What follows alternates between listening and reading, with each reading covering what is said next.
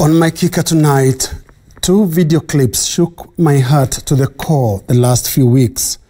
One showed a Kenyan male worker employed by a Chinese restaurant being caned on camera by a Chinese employer, allegedly for being late to work.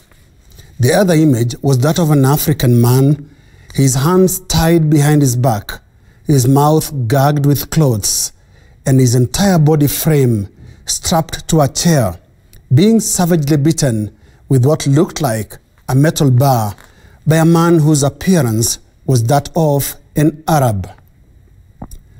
That undated video was excruciating to watch. The muffled wailing of the victim, a painful statement of that silent whisper that it can really be tough being black and poor. I found no difference between that video and the caning incident that happened in a Chinese restaurant in Nairobi earlier this month. Victims in both videos were stripped of their dignity, and secondly, the color of their skin and their economic status was a factor in how they were treated. Folks, this should not happen to our citizens, at least not in their own land in the first place. Whether they are poor or unemployed, Kenyan citizens must not be stripped of their dignity. And if you thought the Chinese assailants only whipped that poor employee, you are wrong.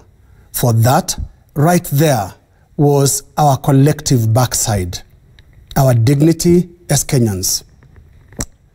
It was to me a case of adding insult to injury when the Ministry of Interior rushed in an ill-advised attempt to deport the Chinese floggers who had rightfully been arrested by the police and arraigned in court for committing an offense under our laws.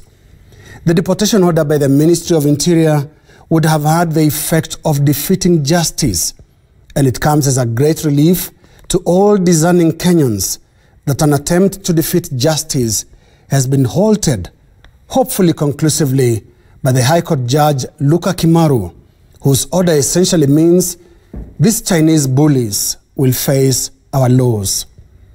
Deporting an assailant back to their home country is not a punishment, and the Ministry of Interior came real close to rewarding wrongdoers with a free ticket home.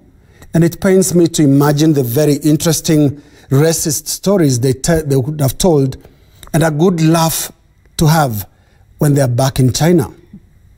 I suspect, and I could be wrong, that sometimes our government is so weak-kneed when it comes to handling matters that involve foreign citizens.